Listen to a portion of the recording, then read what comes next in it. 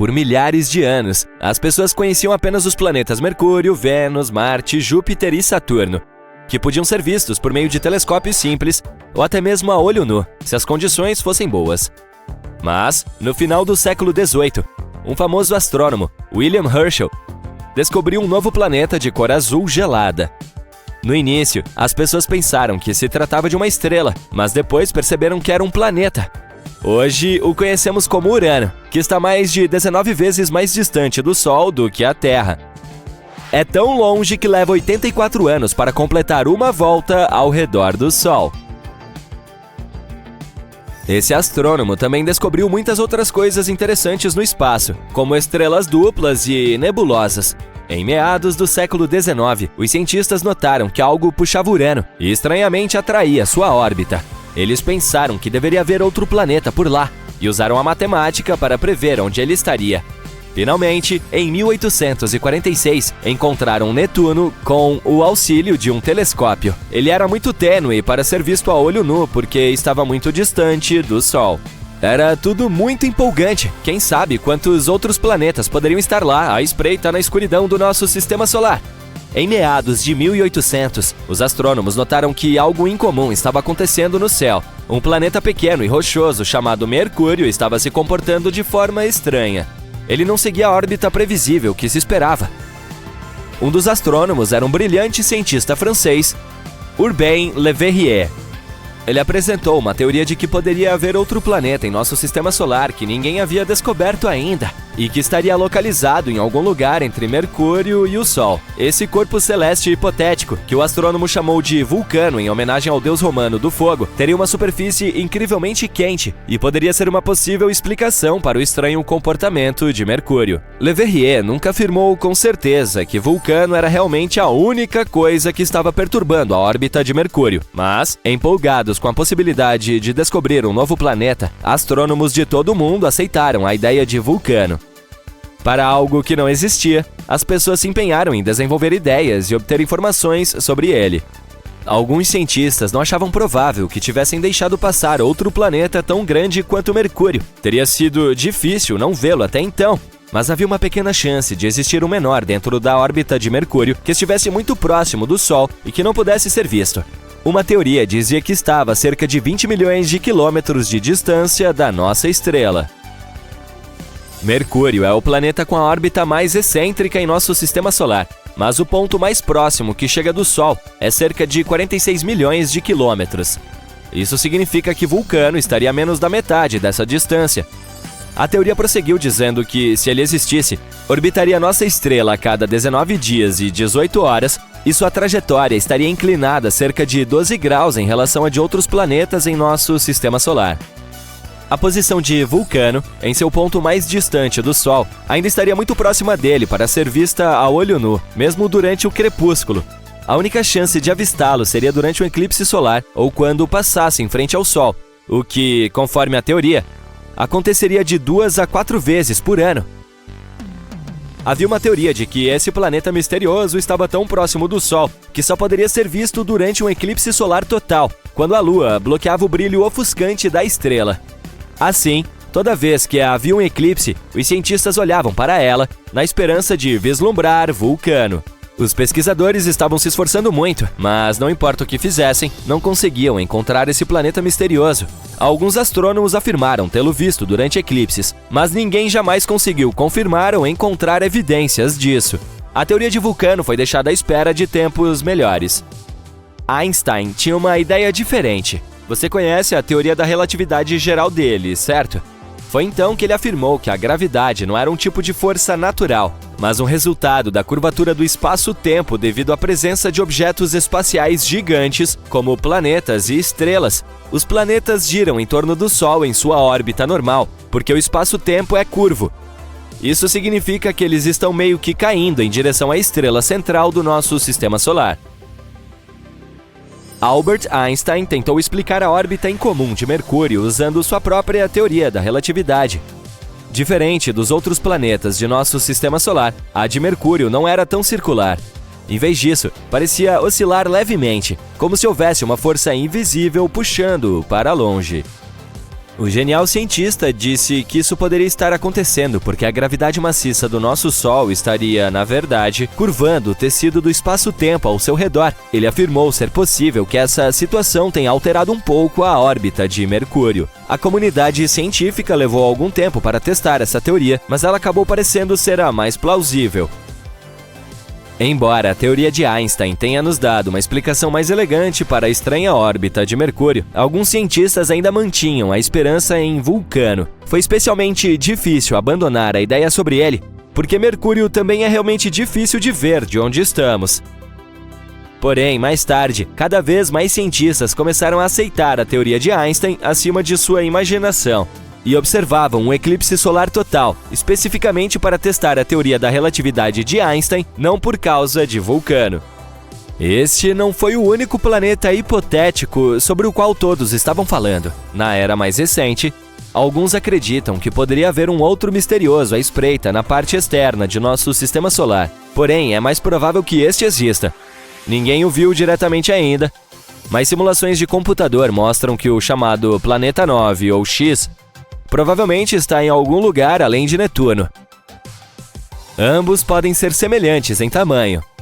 O planeta X pode ser 10 vezes mais massivo do que a Terra e circular em torno da nossa estrela em uma forma alongada, além de estar em média 20 vezes mais distante do Sol do que Netuno. Um ano lá pode durar de 10 mil a 20 mil anos terrestres. Em comparação, um ano em Netuno leva 165 anos terrestres. Algo tão grande se movendo além desse planeta poderia explicar as órbitas incomuns de objetos menores no cinturão de Kuiper. Esta é a área do nosso sistema solar, além de Netuno e onde ele orbita. É muito provável que existam muitos asteroides, cometas e outros corpos menores lá, a maioria feita de gelo. Havia outro planeta hipotético chamado Nibiru. Você lembra dos rumores de que o mundo poderia acabar em 2012? Um dos cenários populares era Nibiru, que, segundo alguns, atingiria a Terra no final do ano. É claro que não aconteceu nada. Ainda estamos aqui! Mas a ideia parecia interessante. As histórias começaram na década de 1970, quando um homem chamado Zecharia Sitchin mencionou Nibiru em seu livro O 12º Planeta, afirmando que ele orbita o Sol a cada 3.600 anos. Mas não há nenhuma chance de um corpo celeste com uma órbita tão excêntrica não perturbar outros planetas em nosso sistema solar com sua gravidade. E se ele realmente estivesse chegando tão perto da Terra em 2012, deveríamos ser capazes de vê-lo a olho nu. Alguns cálculos simples mostraram que Nibiru teria sido quase tão brilhante quanto Marte em seu ponto mais escuro e mais brilhante do que as estrelas mais fracas que você vê de uma cidade. Bem, talvez tenhamos mais sorte nos próximos 3.500 e poucos anos. Em 2011, apareceu um cometa chamado Elenin, que muitas pessoas pensaram que poderia ser Nibiru. Mas quando olhamos para cometas e planetas por meio de um telescópio, vemos que eles têm uma aparência diferente. Um cometa tem uma coma, que é uma atmosfera de gás, juntamente com uma cauda, algo que um planeta não tem. Além disso, ele não se chocou com a Terra. Chegou muito perto do nosso Sol e se desintegrou. Os pedaços que sobraram continuarão a se mover em direção ao sistema solar externo pelos próximos 12.000 anos. Podemos estar mais perto de encontrar um planeta massivo e gelado além da órbita de Netuno. Desculpe, Plutão, ainda não é você. Recentemente, um mapeamento do universo usando dados de um telescópio no Havaí eliminou cerca de 78% dos possíveis locais para esse misterioso Wall-E do espaço. Algumas pessoas o chamam de Planeta 9, enquanto outras preferem Planeta X. De qualquer forma, ele vem causando polêmica desde que sua existência foi proposta pela primeira vez, e isso se deve principalmente ao fato de que nenhum estudo até agora conseguiu responder à grande questão: ele realmente existe? Se descoberto, o Planeta 9 seria o 5º maior planeta de nosso sistema solar, com uma massa 10 vezes maior que a da Terra. Também se acredita que ele seja gasoso como o Urano. O estudo inicial sobre o Planeta 9, datado de 2016, sugere que esse novo planeta colossal orbita o Sol 20 vezes mais longe do que Netuno, que fica a cerca de 4,5 bilhões de quilômetros. Como resultado, o Planeta 9 levaria entre 10 mil e 20 mil anos para completar uma única órbita ao redor do Sol. Se confirmado, esse mundo ainda a ser descoberto dominaria uma região maior do que qualquer outro planeta conhecido em nossa vizinhança cósmica. Todas essas são hipóteses intrigantes, mas sem uma única evidência ou observação que a sustente. Antes de descartar essa hipótese como um palpite, é importante observar que esses pesquisadores se basearam em modelagem matemática complexa e simulações de computador para especular sobre as características do planeta. Porque é isso que eles fazem. A presença hipotética desse planeta explicaria várias características misteriosas localizadas além de Netuno. Estamos falando especificamente do Cinturão de Kuiper, uma enorme região em forma de rosquinha repleta de detritos gelados que sobraram da formação do Sistema Solar, incluindo cometas e planetas anões como o Plutão. O que acontece é que os 6 objetos mais distantes do Cinturão de Kuiper exibem órbitas elípticas que estão todas orientadas em uma direção semelhante no espaço físico e inclinadas aproximadamente 30 graus para baixo em relação ao plano orbital de nossos 8 planetas conhecidos. O que é estranho aqui é que, apesar de suas velocidades orbitais distintas ao redor do Sistema Solar, eles mantêm esse alinhamento. A probabilidade de tal alinhamento ocorrer aleatoriamente é extremamente baixa, em torno de 0,007%. Então, eis que surge o Planeta 9, um corpo celeste maciço hipotético que oferece uma explicação plausível para esse estranho fenômeno, possivelmente exercendo influência gravitacional para moldar essas órbitas. A teoria inicial não se sustentou por muito tempo, enfrentando acusações de viés de observação e erros de cálculo. Então, em 17 de fevereiro, outro estudo surgiu, reavivando a ideia de que talvez o Planeta 9 esteja lá fora, afinal de contas. Dessa vez, os astrônomos espanhóis tentaram uma nova abordagem, concentrando-se na observação de objetos transnetunianos extremos. Esses corpos celestes orbitam o Sol em trajetórias elípticas altamente esticadas, com distâncias médias superiores a 22 bilhões de quilômetros. A pesquisa sugere que as distâncias entre os nodos desses objetos e o Sol podem fornecer pistas sobre a localização do Planeta 9. Esses nodos são os pontos em que a órbita de um corpo celeste cruza o plano do Sistema Solar. Quando esses objetos atingem esses pontos, é mais provável que interajam com outros corpos do Sistema Solar, podendo causar mudanças significativas em suas órbitas ou até mesmo colisões. Portanto, se a trajetória desses objetos transnetunianos extremos permanecer estável, tudo estará bem. Mas se não permanecer estável, bem, isso é um sinal de que algo mais, algo grande, está atrapalhando a trajetória deles. E foi exatamente isso que a pesquisa descobriu. Há algo invisível lá fora, tirando esses objetos do curso, e esse algo pode ser um planeta que está se resfriando a uma distância de 300 a 400 vezes mais distante do Sol do que a Terra. Até hoje, o estudo dos objetos transnetunianos extremos é a evidência mais forte que temos da existência do Planeta 9. E se você ainda não está convencido com essa teoria, saiba que movimentos estranhos como esses já levaram à descoberta de planetas antes. Netuno, por exemplo, foi descoberto porque o movimento de Urano não estava de acordo com as previsões da gravidade newtoniana. Mas a deflexão de sua órbita poderia ser explicada se fosse causada pela atração de um planeta ainda não descoberto. E assim, descobrimos Netuno. O ano é 2021 e tem todo um burburinho sobre o Planeta 9 novamente. Depois de corrigir algumas suposições antigas, os estudos agora estão se inclinando para a ideia de que esse mundo misterioso dá uma volta épica ao redor do Sol a cada 7.000 anos. Essa é uma grande notícia, pois significa que esse planeta pode estar mais próximo do que pensávamos, facilitando a localização por nossos telescópios.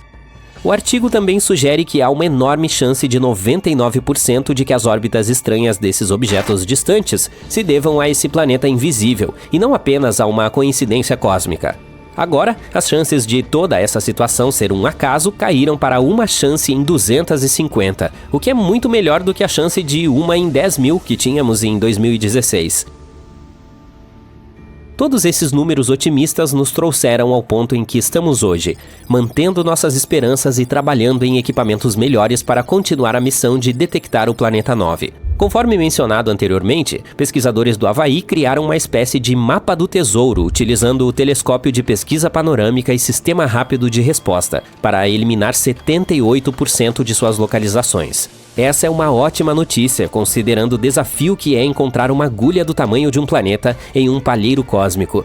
Mas, infelizmente, a presença do Planeta 9 continua sendo um fantasma nos escuros confins do nosso sistema solar. Os entusiastas ainda estão convencidos de sua existência e acreditam que é apenas uma questão de tempo até comemorarmos a descoberta do novo primo cósmico da Terra. Eles estão depositando suas esperanças no Observatório Vera Kuppenrubin, que está sendo construído no Chile e deve iniciar suas operações científicas no final de 2025. Ao longo de 10 anos, esse observatório fará a varredura de todo o céu do hemisfério sul a cada poucas noites com um telescópio de 8 metros, de movimento rápido e equipado com a maior câmera digital do mundo. A ideia é catalogar tudo o que existe no Sistema Solar, indo até Netuno e além dele, e rastreando os movimentos de milhões de objetos celestes, incluindo lixo espacial, asteroides, cometas e estrelas. Se o Planeta 9 estiver de fato lá fora, esse telescópio de última geração poderá ser o único a encontrá-lo. A existência desse planeta misterioso está longe de ser universalmente aceita pela comunidade científica. Isso ocorre simplesmente porque o Planeta 9 não é a única explicação para os estranhos fenômenos que ocorrem além de Netuno. Uma teoria sugere que um grupo de objetos distantes, como planetas anões, cometas e luas, pode estar influenciando coletivamente as órbitas dos objetos transnetunianos extremos. Outros acreditam que um buraco negro está por trás de tudo isso. Essas massas comprimidas são alguns dos objetos mais densos do universo, potencialmente capazes de afetar as órbitas de outras massas, como se acredita que esse suposto Planeta 9 fantasma esteja fazendo. Outra perspectiva ousada sugere que nosso entendimento atual das leis da gravidade é falho, na verdade incompleto. Essa teoria, conhecida como dinâmica newtoniana modificada, propõe que esses objetos gelados distantes exibem um comportamento estranho não devido à interferência de outro planeta, mas sim porque o imenso campo gravitacional da Via Láctea os está influenciando. Entretanto, até mesmo os defensores dessa teoria reconhecem que é muito cedo para tirar conclusões definitivas e que ainda são necessárias pesquisas muito mais extensas. Enquanto continuamos nossa busca incessante pelo Planeta 9, alguns astrônomos deram um passo adiante, sugerindo a existência de um hipotético Planeta 10. Esse mundo tem massa e tamanho semelhantes aos de Marte ou da Terra, e está localizado nas bordas do Cinturão de Kuiper. Mas o problema é que, se esse suposto Planeta 10 for de fato tão pequeno quanto os cientistas acreditam, ele pode não ter gravidade suficiente para limpar sua órbita de detritos. E isso é muito semelhante ao que acontece com Plutão, sendo uma das razões pelas quais ele teve problemas em 2006. Então sim, é melhor não ficar muito animado. Esse suposto Planeta 10 pode acabar sendo classificado como outro planeta não.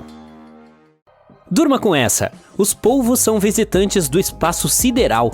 Veja como isso teria acontecido. Ovos de polvos guardados no gelo e presos em corpos espaciais caíram na Terra.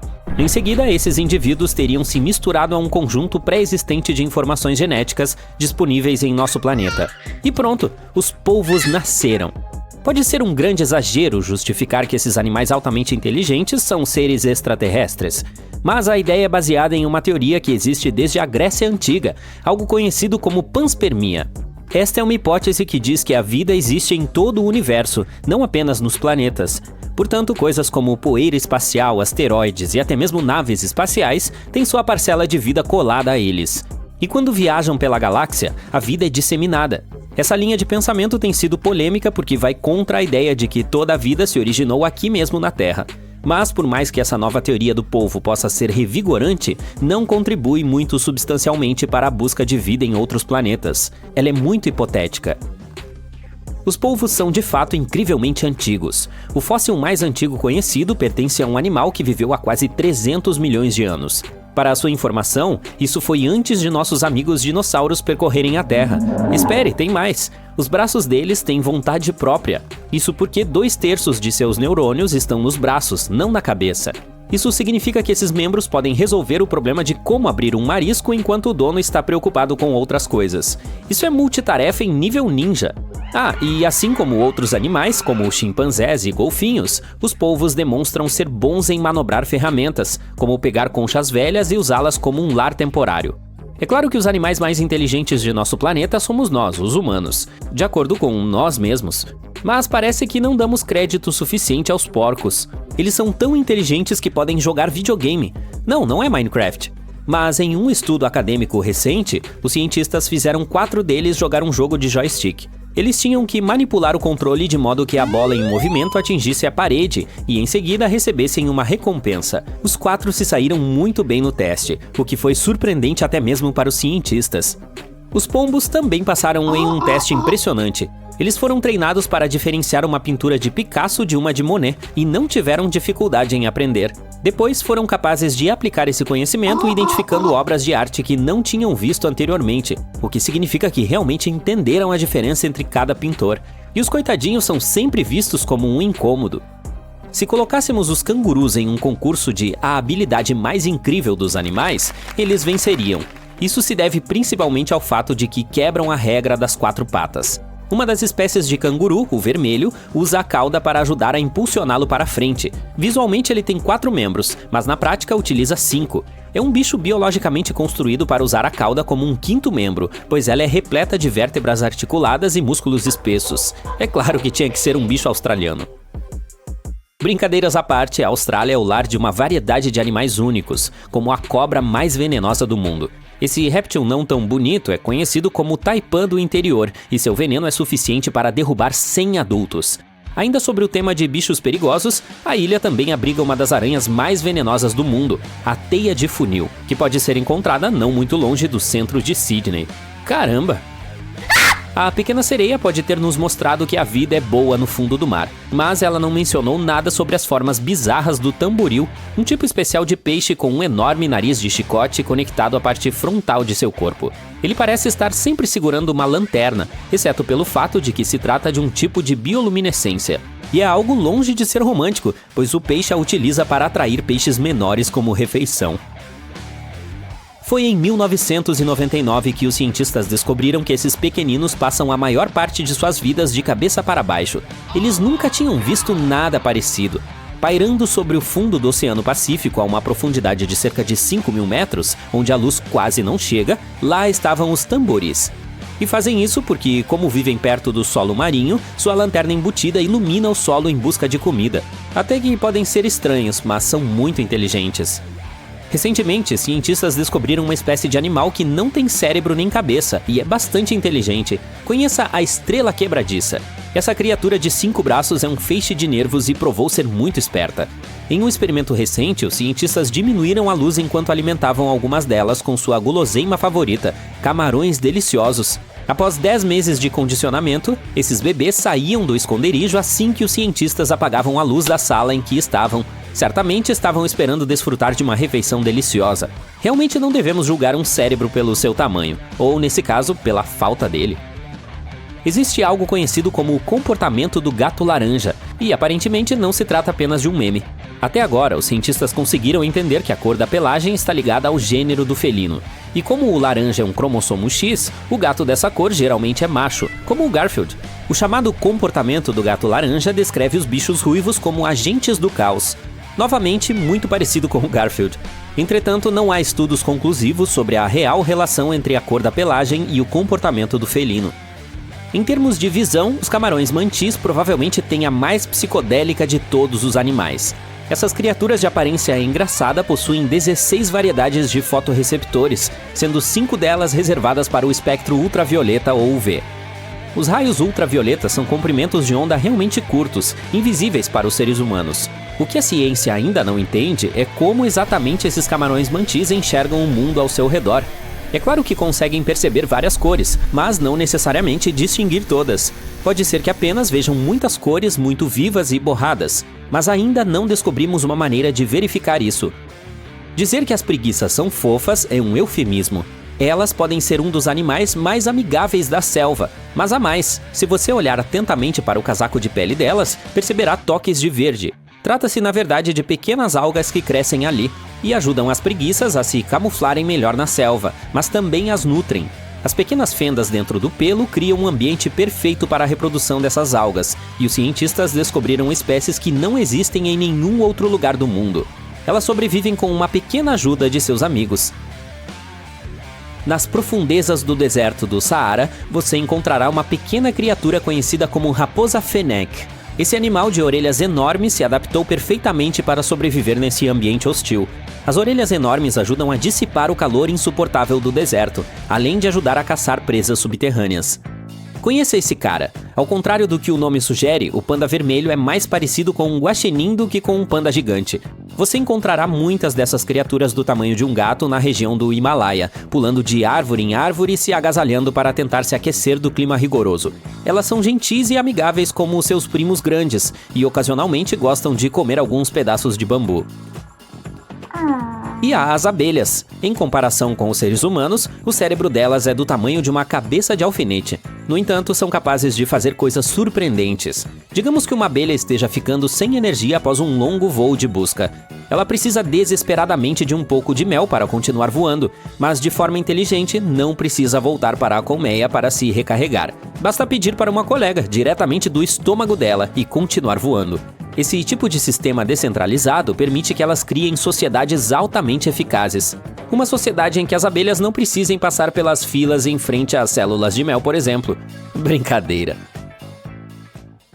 Imagine um gigante potente, como o Sol, entrando em conflito com um oponente minúsculo, porém poderoso, um pequeno buraco negro. A colisão é iminente e o destino do sistema solar está em jogo. O Sol será capaz de resistir à intensa atração gravitacional de um minúsculo buraco negro ou será engolido por inteiro? A resposta está nas forças em jogo, nessa colisão cósmica alucinante. Portanto, vamos analisá-las. Antes de tudo, o que é um buraco negro? Um buraco negro é uma região do espaço onde a gravidade é tão forte que nada, nem mesmo a luz, pode escapar dele. Como um aspirador de pó cósmico, ele suga qualquer coisa que se aproxime demais. Sua massa é tão grande que distorce o tecido do espaço-tempo ao seu redor. Os buracos negros são um dos objetos mais assustadores e misteriosos do universo. Uma força poderosa da natureza que desafia nossa compreensão da física. Um verdadeiro enigma do universo. Eles têm tamanhos diferentes, desde os pequenos, que têm apenas alguns quilômetros de largura, até os supermassivos, que têm bilhões de vezes a massa do Sol. A maioria deles é formada pelo colapso de estrelas maciças. Depois que o buraco negro nasce, ele começa a crescer em tamanho, devorando tudo em seu caminho. E se dois ou mais buracos negros colidirem um com o outro, podem se fundir em um enorme monstro cósmico em uma dança aterrorizante. Mas e quanto aos menores? Os menores buracos negros conhecidos são chamados de buracos negros estelares. É um tipo de buraco negro que pesa de 3 a 10 massas do nosso Sol, embora seja muito pequeno. É como se pegássemos toda a matéria do sistema solar e a espremêssemos em algo do tamanho da cidade de Nova York. E sim, ele é considerado muito pequeno. Apenas para efeito de comparação, os buracos negros de massa intermediária pesam entre 100 e 1000 massas solares. E os supermassivos pesam milhões ou bilhões de massas solares e têm um tamanho inimaginavelmente grande. Portanto, os buracos negros estelares são basicamente nada em comparação com seus parentes. Imagine uma estrela maciça maior do que o nosso Sol e com um coração feito de combustível nuclear, queimando de forma brilhante e quente. Mas à medida que a estrela fica sem combustível, a gravidade assume o controle e começa a espremer a estrela. Quanto mais ela se comprime, mais quente fica, até que o núcleo da estrela atinge uma temperatura de bilhões de graus. Por fim, o núcleo entra em colapso sob sua própria gravidade. Isso cria uma explosão maciça chamada de supernova. Esse colapso cria uma singularidade, o que significa um ponto de densidade e gravidade infinitas. Esse ponto é cercado por um horizonte de eventos, a linha invisível além da qual nada, inclusive a luz, pode escapar. E sem mais nem menos, voilá! Nasce um buraco negro estelar. Alucinante, não é mesmo? Os buracos negros estelares são o tipo mais comum de buraco negro que conhecemos. Eles podem ser encontrados em toda a nossa galáxia. Então, quais são as chances de que esse monstrinho venha atrás do nosso Sol? E, nesse caso, o que acontecerá conosco? Bem, na verdade, a probabilidade de o Sol colidir com qualquer buraco negro é incrivelmente pequena. É quase impossível que isso aconteça. Embora os buracos negros estelares sejam o tipo mais comum de buracos negros em nosso universo, eles não são nada comuns. A chance de o Sol e algum buraco negro se cruzarem é tão rara que é basicamente como ganhar na loteria intergaláctica. Só que esse prêmio não seria tão agradável.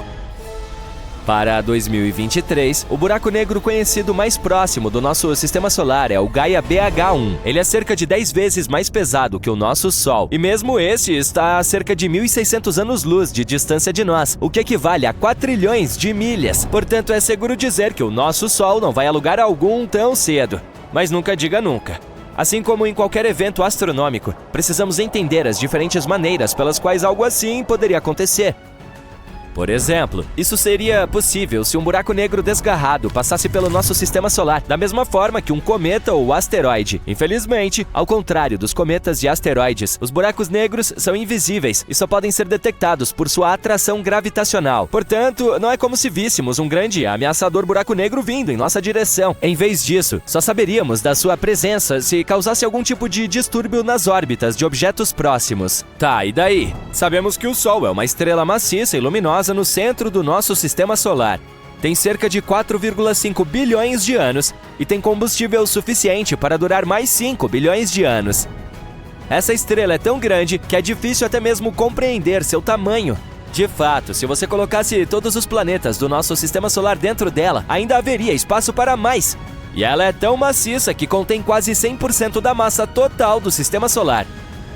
Portanto, é difícil imaginar como um buraco negro insignificante e pequeno, milhares de vezes menor do que essa estrela, poderia devorá-la. E você está certo, ele não vai conseguir. Bem, pelo menos não completamente. Então, imagine que um buraco negro desgarrado chegou ao nosso sistema solar e começou a se aproximar do Sol. À medida que ele se aproxima, a imensa gravidade do buraco negro começa a puxar material da superfície solar. O Sol começa a se esticar e a se distorcer. Isso é chamado de espaguetificação. Imagine um elástico sendo esticado até arrebentar. É mais ou menos isso que aconteceria com ele. Esse material reunido formará um disco giratório em torno do buraco negro, chamado de disco de acreção. À medida que mais e mais material é puxado para dentro, o disco se aquece e começa a emitir radiação intensa. E à medida que o Sol é puxado para dentro, ele começa a liberar grandes quantidades de energia na forma de luz e calor. O Sol se tornaria muito mais brilhante e quente do que antes. As camadas externas do Sol seriam vaporizadas, criando uma enorme nuvem de gás e poeira que se expandiria para fora. Seria como um show cósmico de fogos de artifício, mas com consequências terríveis. Embora fosse uma das vistas mais espetaculares do universo, não poderíamos vê-la. Como você já deve ter imaginado, a Terra passaria por um momento muito difícil.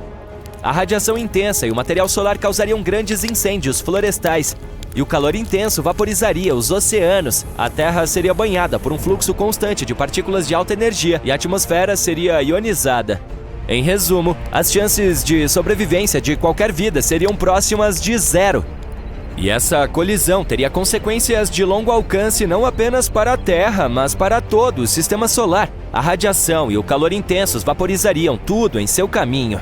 Todos os planetas seriam destruídos. Agora, o Sol, sendo um objeto muito maior do que uma estrela comum, não seria completamente devorado pelo buraco negro, mas ele seria significativamente distorcido e perturbado. A intensa gravidade do buraco negro faria com que as camadas externas do Sol fossem puxadas para longe, criando uma explosão maciça, chamada de evento de ruptura de maré. Mas, de qualquer forma, no final, o buraco negro venceria. Ele aumentaria de tamanho e um novo disco de acreção se formaria ao seu redor. Como vimos, a colisão do Sol com um buraco negro, seja ele minúsculo ou estelar, seria um evento épico e catastrófico. Mas, felizmente, como já mencionamos, a probabilidade de tal colisão acontecer é extremamente baixa. No entanto, isso não significa que devemos parar de estudar os buracos negros e seu possível impacto no universo. Quanto mais aprendermos sobre esses objetos misteriosos, mais bem equipados estaremos para entender e prever seu comportamento. Portanto, vamos continuar pesquisando, explorando e observando as profundezas do espaço. E quem sabe, um dia, talvez nos deparemos com um buraco negro que seja curioso demais e se aproxime demais do Sol. Esperamos que, nesse momento, já estejamos vivendo em outros planetas distantes.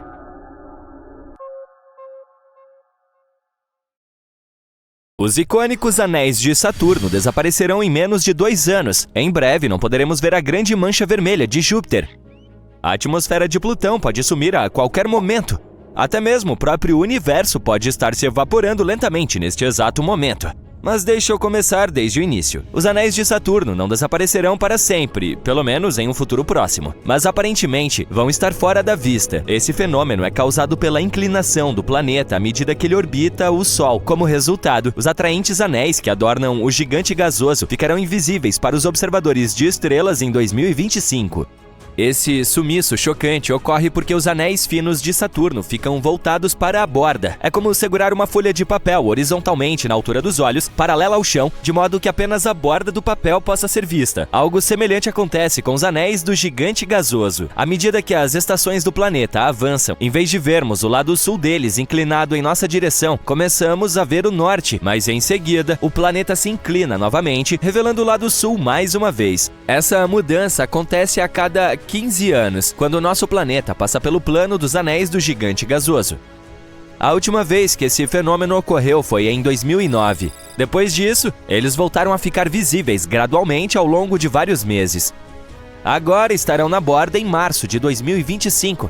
Depois voltarão lentamente a ser vistos e desaparecerão novamente em novembro do mesmo ano. Logo depois disso, reaparecerão, primeiro tornando-se visíveis para os maiores telescópios, depois para que todos possam vê-los. Ao mesmo tempo, em um futuro mais distante, os anéis podem deixar de existir definitivamente. Os astrônomos concluíram que os de Saturno, que consistem principalmente de gelo e poeira rochosa de asteroides esmagados, são mais jovens do que pensávamos. Eles estão perdendo toneladas e toneladas de massa por segundo o tempo todo, e é provável que sejam necessárias algumas centenas de milhões de anos, no máximo, para que sumam completamente. Vamos passar para a Grande Mancha Vermelha em Júpiter. Essa imensa tempestade furiosa pode parar de girar nos próximos 20 anos. Ela é maior do que o nosso planeta e foi detectada pela primeira vez em 1830. Mas as observações feitas nos anos de 1600 mencionaram a presença de uma mancha gigante em Júpiter também. Se for a mesma Grande Mancha Vermelha, então podemos dizer que a tempestade está se alastrando há séculos.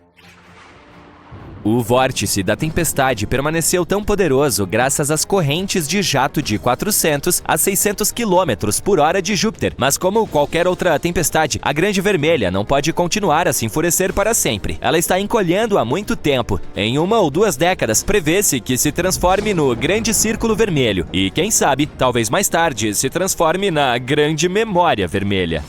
No final do século XVIII, a tempestade tinha mais de 56 mil quilômetros de diâmetro, 4 vezes o da Terra. Mas quando a Voyager 2 passou por Júpiter em 1979, a tempestade já havia encolhido quase o dobro de seu tamanho original. E essa diminuição ainda está ocorrendo. Em 2017, a Grande Mancha Vermelha tinha a largura de um pouco mais de 16.335 quilômetros, menos de 1,3 vezes o diâmetro da Terra.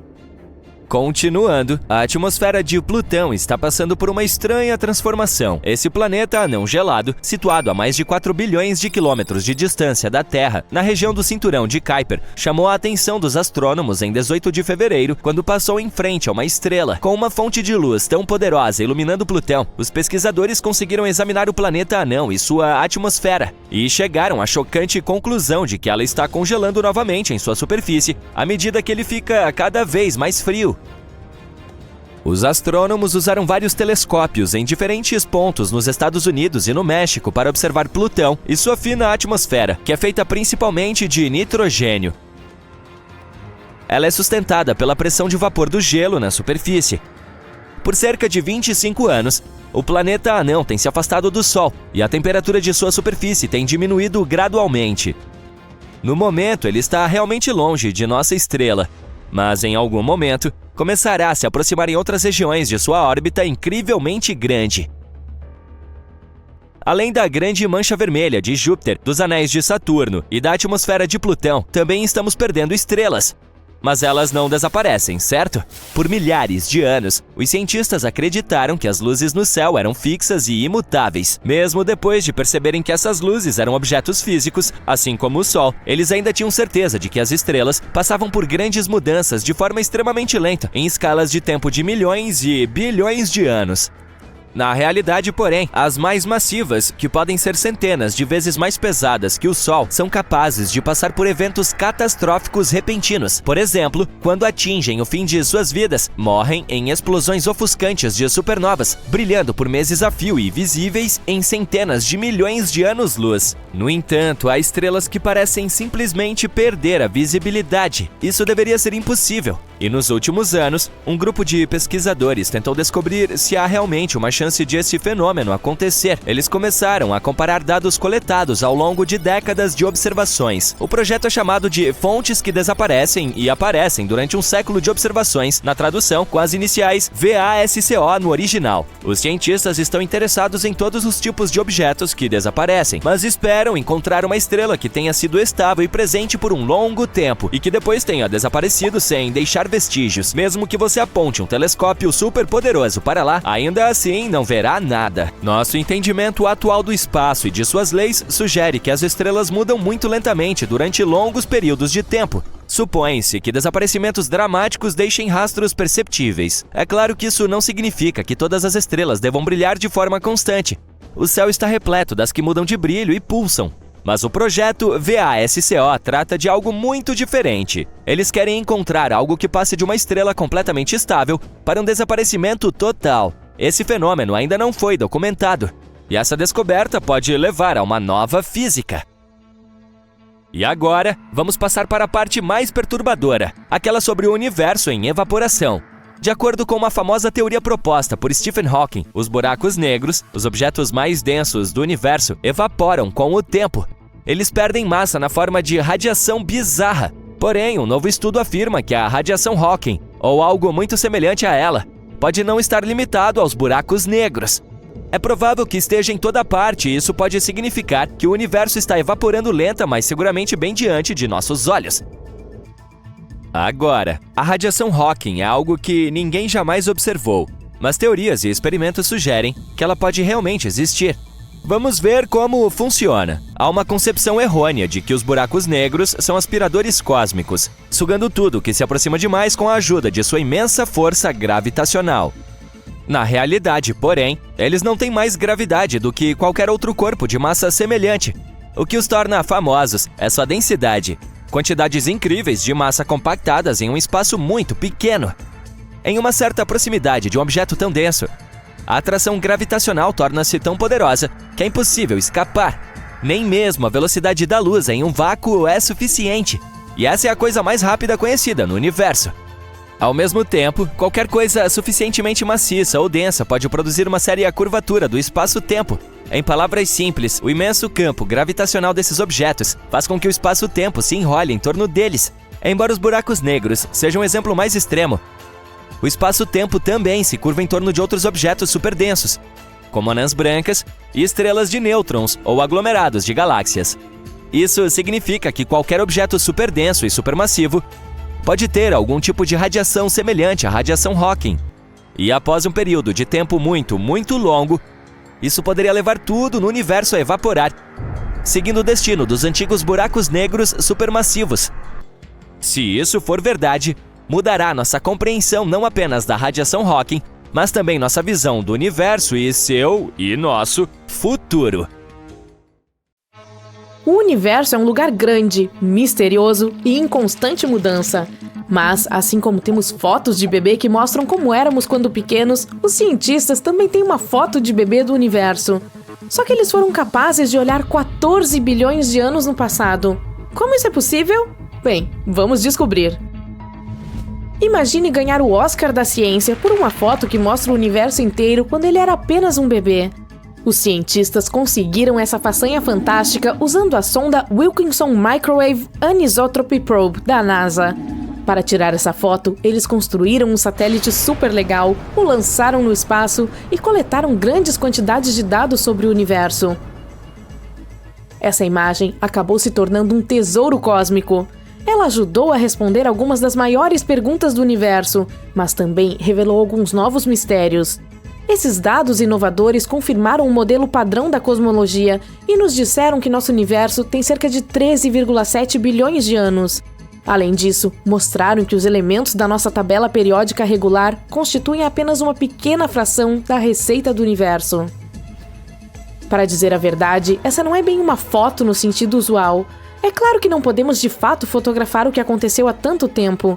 A imagem de que estamos falando é chamada de radiação cósmica de fundo em micro-ondas, ou CMB na sigla em inglês. A CMB é como uma luz tênue e brilhante que preenche todo o universo em todas as direções. Essas pistas podem nos ajudar a entender como o universo evoluiu e se tornou o que é hoje. A CMB é um brilho super legal que preenche todo o universo. Veja, quando você olha através de um telescópio comum, o espaço entre as estrelas e as galáxias parece bastante escuro. Mas com um incrível radiotelescópio, podemos detectar que esse espaço vazio e escuro é preenchido por um brilho super fraco e uniforme. Esse brilho está ao nosso redor e não vem de nenhuma estrela ou galáxia. Essa é a radiação cósmica de fundo em micro-ondas e é mais forte na parte de micro-ondas do espectro de rádio. A CMB é um tesouro congelado, super frio, com cerca de 270 graus Celsius negativos. Brrr, isso é mais frio do que qualquer inverno que você já tenha experimentado. Essa luz antiga se formou cerca de 380 mil anos após o Big Bang, que aconteceu há cerca de 14 bilhões de anos. Portanto, estamos olhando muito para trás no tempo. No início, o universo era como uma névoa espessa de plasma incrivelmente quente. Tinha quase 277.777.760 graus Celsius. Era tão quente que os átomos ainda não existiam, apenas elétrons e prótons selvagens pulando loucamente. Devido a essa névoa super quente, qualquer luz que tentasse viajar era espalhada por esses elétrons malandros. Era basicamente como tentar enxergar através do para-brisa embaçado de um carro. Mas então, o universo começou a se expandir em todas as direções, como um balão cósmico ficando cada vez maior, e ele continua se expandindo até hoje. Ao fazer isso, o universo começou a esfriar. Quando completou 380 mil anos de idade, finalmente esfriou o suficiente para que os elétrons e prótons se juntassem. Essas minúsculas partículas começaram a se combinar, formando principalmente átomos de hidrogênio. Quando isso aconteceu, o universo finalmente se tornou transparente, como uma janela clara. O momento dessa transição mágica é chamado de época de recombinação. Quando a era nebulosa terminou, a luz pôde viajar livremente. O universo se tornou como um vasto playground para a luz saltar e explorar. E como você sabe, a luz tem uma certa velocidade, 300 mil km por segundo, para ser mais específica. E leva algum tempo para que a luz de lugares distantes chegue até nós. Então, em outras palavras, a CMB é a luz mais antiga do universo. É como uma captura de um momento em que o universo começou a se tornar claro e transparente. Ao viajar pelo espaço, essa luz passou por todos os tipos de aventuras, como a formação de estrelas e galáxias. Ao longo do caminho, ela perdeu um pouco de energia e se transformou em micro-ondas, que nossos olhos não conseguem ver e que só podem ser detectadas com ferramentas especiais. Além disso, há alguns aspectos complicados que podem interferir nos dados. Por exemplo, os aglomerados de galáxias. Esses são grandes grupos de galáxias que ficam juntas no espaço. Quando a luz antiga da CMB viaja pelo universo, ela encontra esses grupos. E esses aglomerados sorrateiros tentam deixar suas marcas na CMB. Eles distorcem os padrões do brilho antigo, como se estivessem borrando a tinta de um livro antigo importante. É por isso que os cientistas precisam inventar técnicas e supercomputadores para ajudar a limpar essa bagunça e decodificar tudo corretamente. Devido a tudo isso, a CMB não é perfeitamente lisa. Ela tem algumas pequenas saliências e padrões. Esses padrões estranhos a tornam única, como se fosse a impressão digital do universo. Os cientistas têm usado ferramentas incríveis, como o satélite Cosmic Background Explorer e a sonda Wilkinson Microwave Anisotropy Probe, para estudar esses padrões. O Cosmic Background Explorer, nossa câmera cósmica, fez o primeiro mapa do céu em micro-ondas de 1989 a 1993. Por que o estudamos? Bem, porque a CMB pode nos ajudar a aprender muito sobre o universo primitivo. Coisas como a forma como ele se expandiu, a quantidade de matéria normal e a misteriosa matéria escura que ele tinha, e até mesmo a forma geral do universo e muito mais. Basicamente, estamos brincando de detetive com o cosmos, tentando decifrar os mistérios do nosso mundo por meio de pequenas pistas e impressões digitais. Quais são os resultados? Bem, ferramentas incríveis como a sonda Wilkinson Microwave Anisotropy Probe nos ajudaram a descobrir fatos mais incríveis. Por exemplo, descobrimos que na verdade só podemos ver 5% do universo. Imagine o universo como uma torta cósmica. Os cientistas descobriram que 68% dele é composto de algo chamado energia escura e 27% é matéria escura. Apenas um ínfimo percentual de 5% é composto de matéria normal, aquela que nós, humanos, podemos ver. Portanto, a maior parte do universo é como esse reino oculto que nem sequer podemos imaginar. Também descobrimos o que aconteceu no início dos tempos. Imagine o universo logo após o Big Bang. Ele era tão pequeno, muito menor do que um próton. Tudo o que vemos hoje estava amontoado nesse espaço minúsculo. As regras da mecânica quântica, que permitem que coisas estranhas e selvagens aconteçam, estavam em pleno andamento naquela época. A matéria e a energia eram como aventureiros brincalhões, pegando emprestado do futuro e desaparecendo no nada. Então, ocorreu a inflação cósmica e o universo subitamente se expandiu como pipoca em uma escala cósmica. Ele se tornou 1 trilhão de trilhões de vezes maior do que era, criando ondas de caos gravitacional por toda parte. Algumas ondas gravitacionais encheram o universo bebê como um mar, e seus padrões deixaram impressões digitais únicas na luz CMB. E tudo isso foi aprendido graças às imagens da CMB.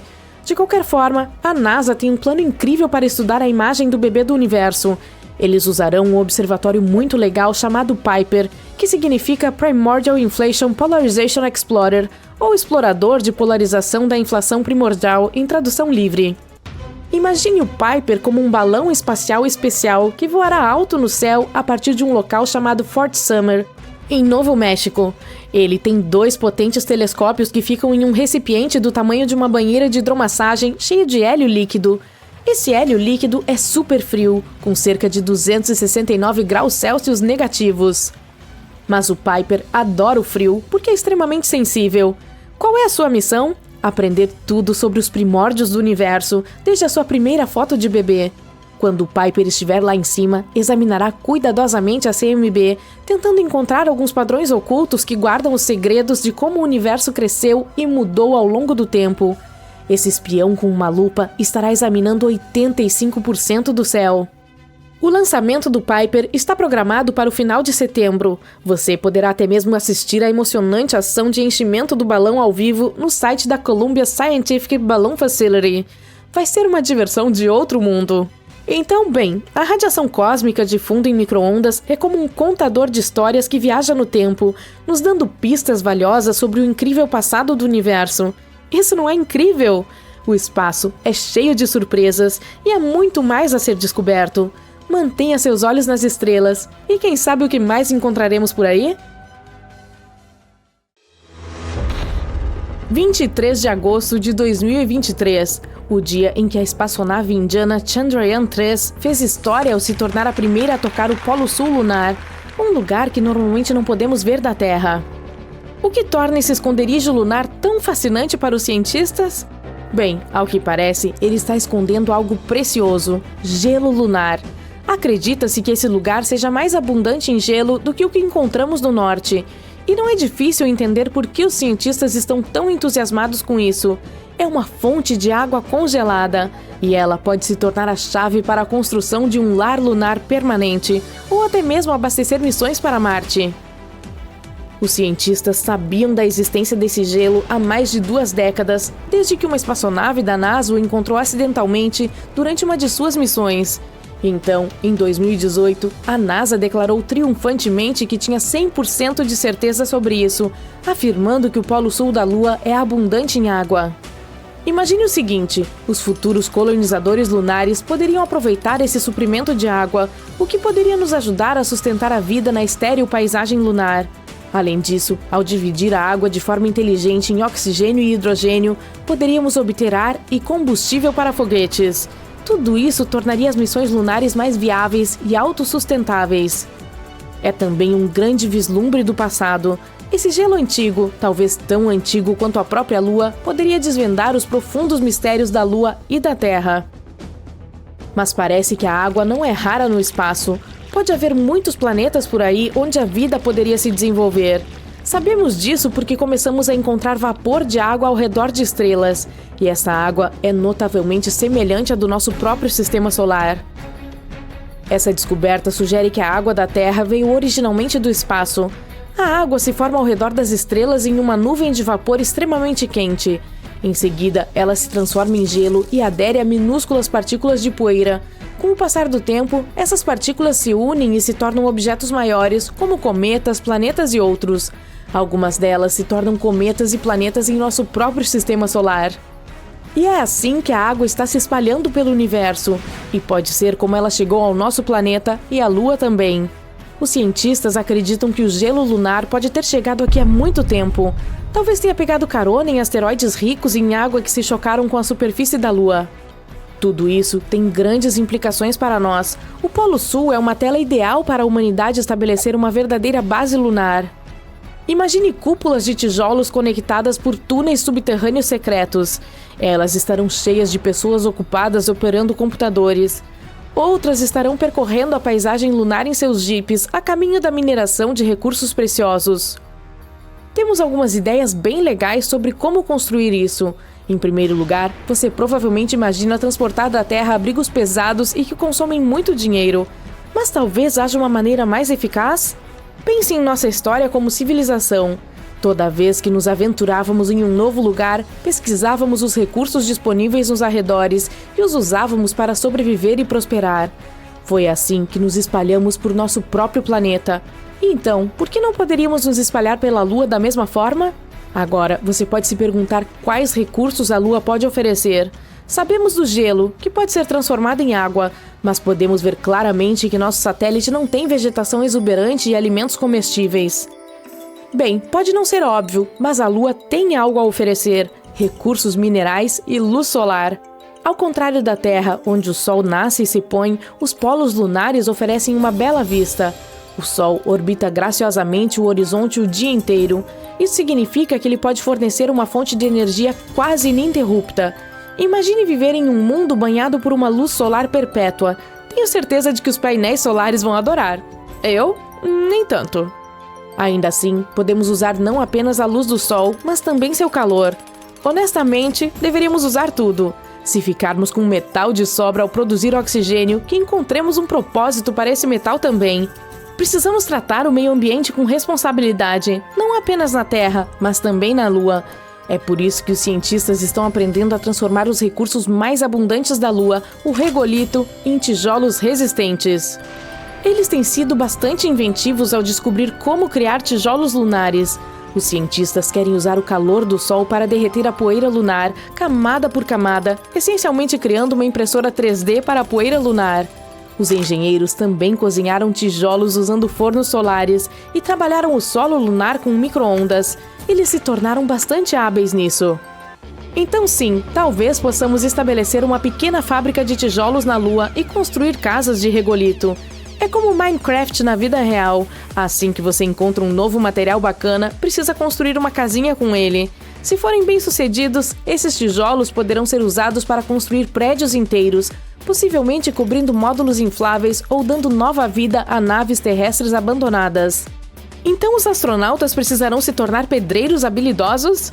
Bem, eles não farão tudo sozinhos. Teríamos que criar um pequeno sistema automatizado envolvendo robôs que trabalham em colaboração. Os seres humanos, é claro, supervisionarão o canteiro de obras. Apesar de toda essa automação, os cientistas acreditam que viver na Lua será, bem, digamos assim, aconchegante. Os projetos podem envolver alojamentos empilhados ou áreas multiuso. No entanto, também haveria alguns desafios. Na Lua, as coisas ficam extremas. Imagine temperaturas escaldantes que podem chegar a 100 graus Celsius durante o dia. E à noite, elas caem para um frio de 290 graus negativos. E não se trata apenas do clima. A Lua é incessantemente exposta à radiação solar, aos raios cósmicos e aos impactos de micrometeoritos. Todos esses fatores desgastam gradualmente qualquer coisa em sua superfície. Outro grande desafio é a poeira lunar. Na Lua não há ar para respirar e a poeira pode causar problemas. E essa não é apenas uma poeira comum. Ela é super pegajosa e pode até fazer os astronautas espirrarem e ficarem com os olhos lacrimejantes, como se estivessem com febre do feno lunar. Ela também pode danificar equipamentos e trajes espaciais. Não é algo com que se queira mexer. Os cientistas descobriram que a poeira é produzida quando meteoros atingem a Lua, criando partículas minúsculas e cacos de vidro afiados. É tóxica e suas partículas minúsculas podem flutuar na baixa gravidade lunar, dificultando a respiração. Ao contrário da Terra, a Lua não tem vento ou chuva para limpá-la. Portanto, agora os cientistas estão estudando para descobrir como evitar que esse problema preocupante arruine toda a missão. Esse paraíso lunar é mais do que aparenta. Os cientistas também querem se aprofundar nos mistérios das ondas eletromagnéticas de baixa frequência. Essas ondas são sussurros dos confins do universo. Esses sinais elusivos permaneceram ocultos de nós por muito tempo. Nós só captamos uma cacofonia de rádio e outros ruídos de fundo, mas só isso. No entanto, no lado escuro da Lua, podemos finalmente registrá-los e estudá-los. O estudo dessas ondas ajudará os cientistas a desvendar os segredos das origens do universo. Não se trata apenas da Terra ou da Lua, estamos falando de olhar para trás, para os primórdios do nosso mundo. Nosso novo laboratório lunar pode nos ajudar a reformular para sempre nossa compreensão do cosmos. Então, a NASA tem grandes planos para a Lua agora. Sua missão Artemis concluiu com sucesso o retorno à Terra em dezembro de 2022, após quase um mês no espaço. Ela se aventurou muito além da Lua. Essa missão comprovou as capacidades de alguns de nossos recentes desenvolvimentos tecnológicos que nos ajudarão a explorar Marte. O objetivo da Artemis é estabelecer uma presença duradoura na Lua. Eles querem criar uma porta de entrada, como uma estação espacial em órbita ao redor do satélite, para ajudar no pouso. A missão Artemis II está programada para levar astronautas à órbita lunar em 2024. E durante a Artemis III, que deve ocorrer em meados da década de 20, 2 astronautas pousarão perto do polo sul da Lua. É bem possível que uma base lunar seja construída nas próximas 2 décadas, portanto, fique ligado!